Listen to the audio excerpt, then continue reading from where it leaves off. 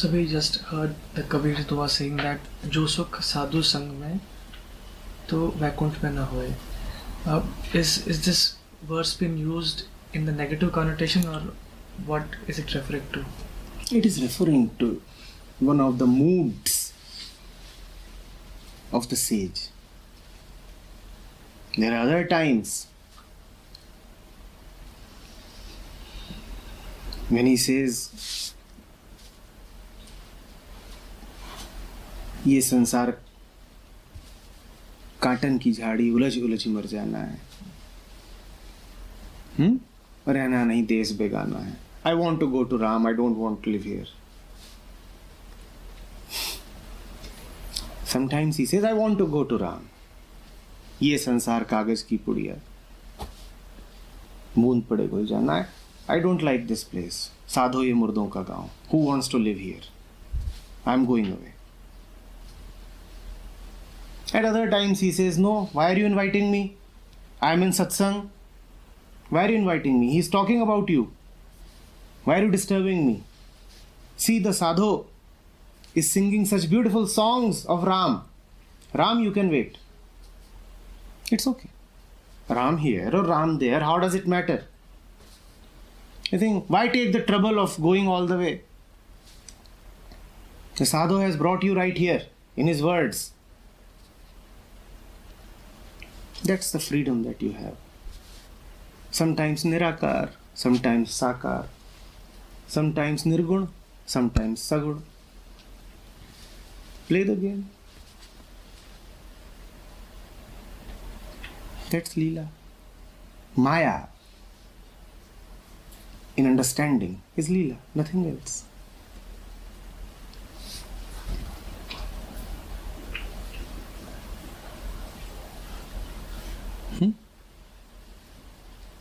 And the beauty of it, the whole thing is that there's no morality in it. Like saying this thing that Ram's coming yes, and I don't care. Yes. There's no morality in it. We have a story.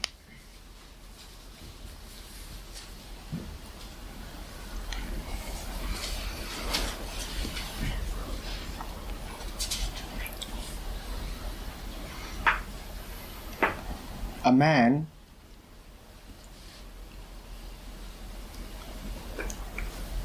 was building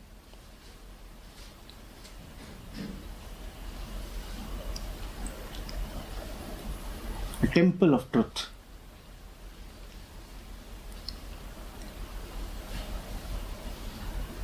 And he was so dedicated to truth that truth itself took the form of a person and came to the man to see what is going on. He said, never before has somebody tried to build a temple for me with such dedication. What is going on? So, truth comes to see the man and he is laboring hard. Working with his instruments, carrying large pieces of stones to the site.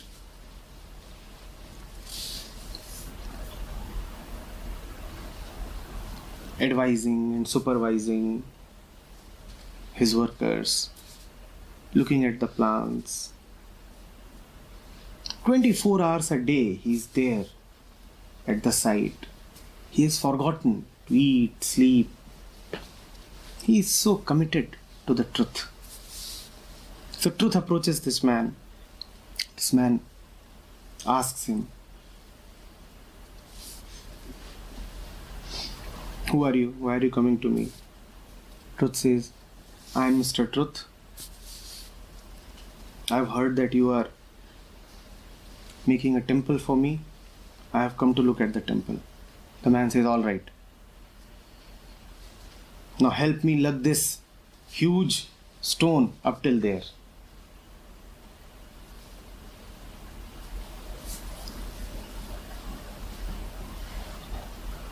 Now this man, along with truth, He's carrying stones, large pieces. And he's not allowing truth even a moment of respite. He says, there is another task waiting for me. You keep on ferrying the pieces. Go there. And quickly. I don't like lazy legs. Continue bringing this. So the would-be priest of the temple is also there, busy overlooking all the arrangements. And he asks the man, who is that stranger that just came with you? He says, oh, he is truth. The priest gets angry. Priest says, you are building temple of the truth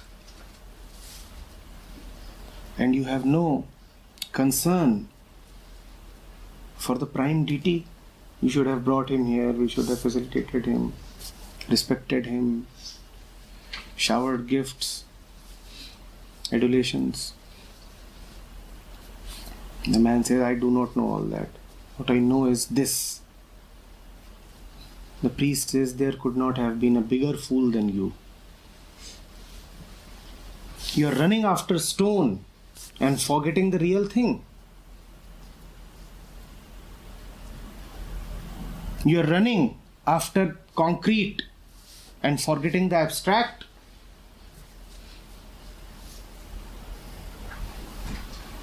You are running after material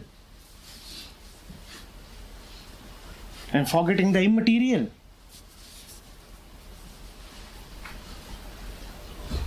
But the man does not heed. He says, I understand what you are saying, but my heart is here. This is the only way I know to approach the truth. This is the truth for me. The priest says, I am resigning. I shall no more be the priest of this temple. And I am going to beg forgiveness of the truth. So by that time,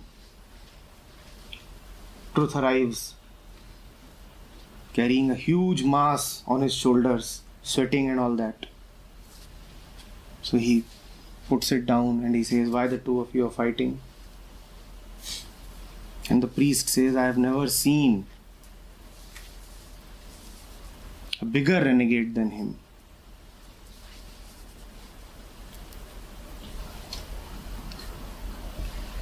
This heretic has made you work and sweat, and I apologize on his behalf. And he falls on the feet of the truth. Truth says, why are you unnecessarily making a show of this? And this man is my real friend.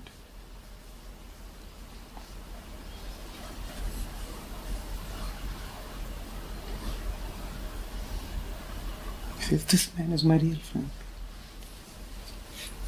So strange. Classically, we would be led to believe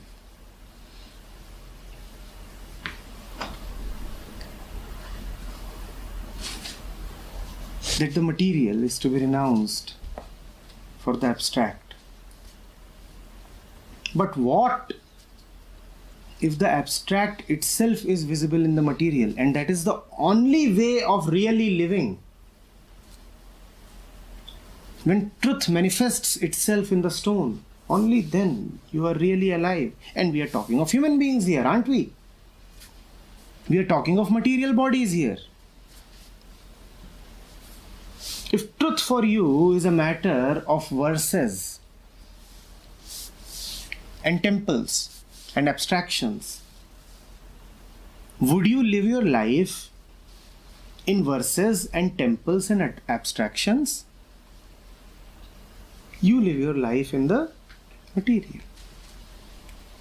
In all the games of the material, if you can see truth, that is real samadhi. Building the temple of truth, all that should matter to you is the temple, not even the truth. Because for you as a material being,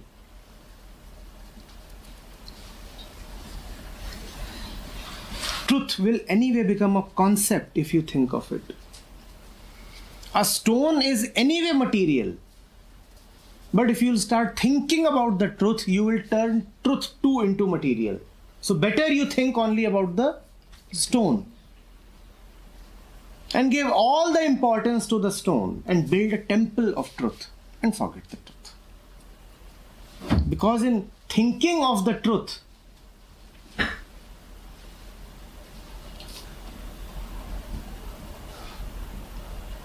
you are anyway doing yourself and the truth a disservice.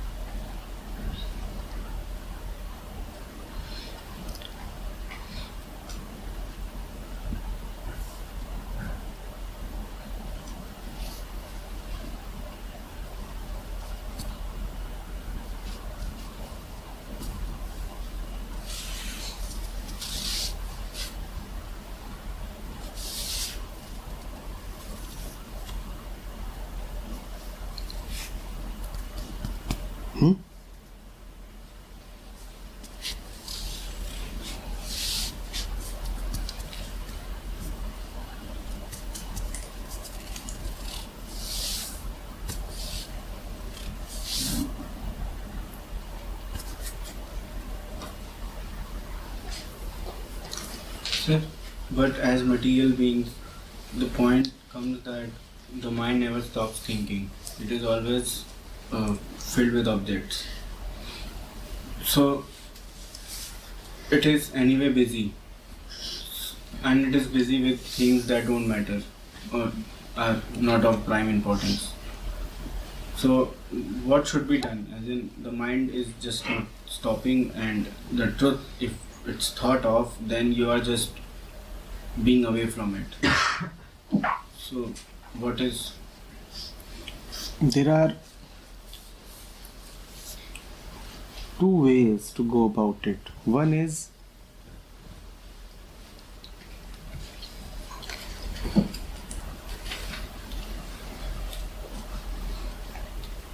to consider thought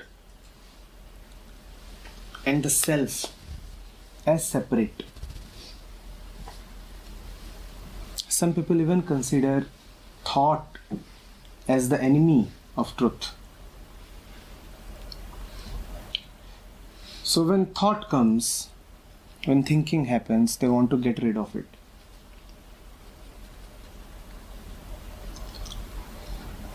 They want to dissolve it, and if they can't dissolve it, they want to suppress it. In this approach, the inherent assumption is that thought is separate from the truth and something apart from the truth exists. The approach itself is dualistic. Something else except the truth, other than the truth, exists. And I have to fight it. I have to fight it. In fighting thought, are you not negating the oneness, the absoluteness of truth? And then there are others with the other approach.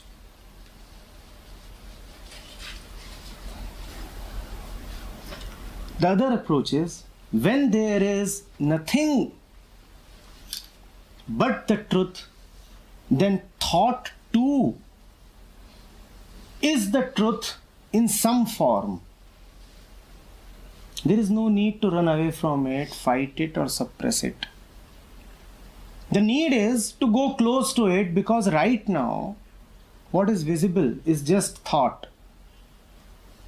not truth. If thought is visible, it has to be the truth in some form, because there is nothing but the truth. So whatever is visible has to be an expression of the truth. I'll not fight thought. I'll go close to thought. This going close is classically known as witnessing. Go close to whatever is and you reach the same place. Because whatever is that. You want to reach that? Don't search for it. Because it is anyway present within you and all around you. Go close to whatever is. The daily facts.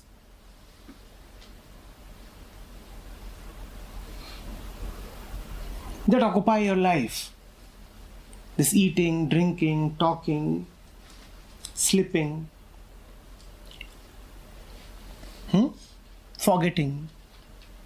Just go close to them and you reach that, the truth. There is no need to search for it. That is what Dattatreya has been saying so long. What do you mean by searching for samadhi? There is nothing but samadhi. There is nothing but truth. But in thinking that truth has to be reached, you have assumed that you are away from it. The more you seek it, the more you support your assumption.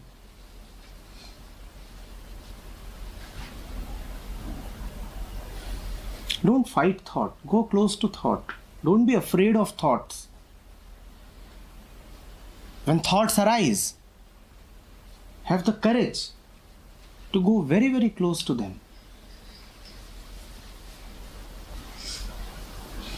When you go close to thought, you reach the root of thought.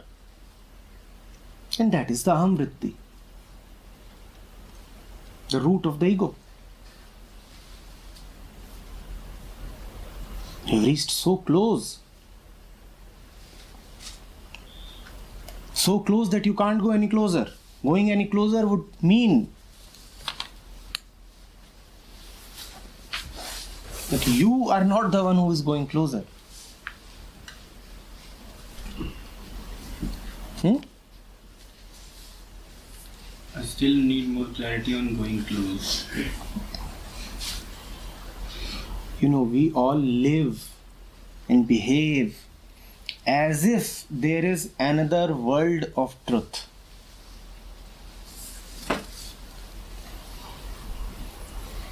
As if the real is to be found somewhere else.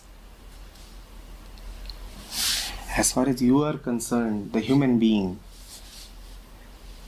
this world of facts is the one and only expression of truth. Have you not heard the so-called spiritual people come up and say that they have had otherworldly experiences? Somebody sits in so-called meditation in some particular physical posture, and 1 hour later he says, you know, I was seeing lights and hearing fabulous sounds, and I had a metaphysical experience. Have you not heard people say things of this kind? Now, why is there a temptation to say such things?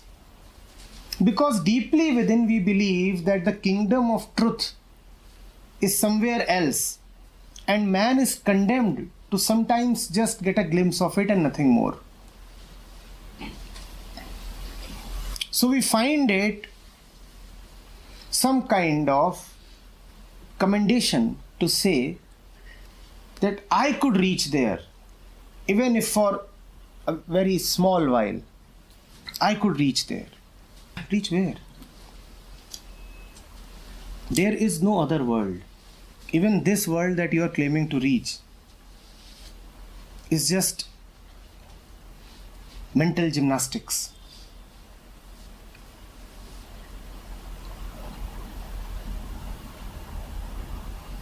Your mind is hopping around, conjuring up visions. Have you not seen people claim that They are seeing ghosts. So somebody can see ghosts, the other one can see samadhi. They are one and the same. Both are just presenting mental pictures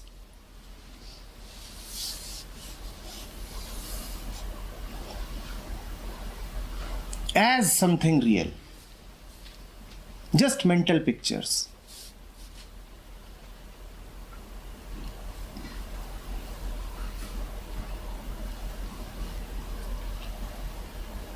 As a human being, you have this body and this world, and that is all you have. For you, the truth is this. Hence, I repeatedly say, go close to the facts, and you have reached the gate of truth. As a human being, all that you have is the material and the idea, nothing else. Go close to the material and go close to the stuff that keeps on going on in the mind. Know what is happening. Don't be ignorant of yourself. You reach there.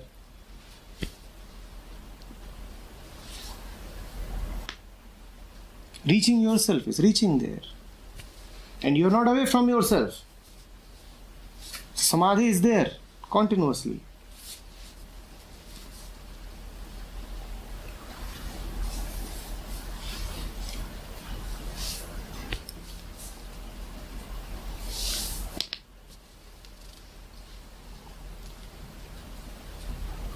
It disappoints, right? You have fanciful imaginations of some dream world. And those imaginations do not let you live. They do not let you work. How can I be dedicated to this when all the dreams and the fairies are waiting for me there? It is the madness of that there which makes this life hell. Can't you see that?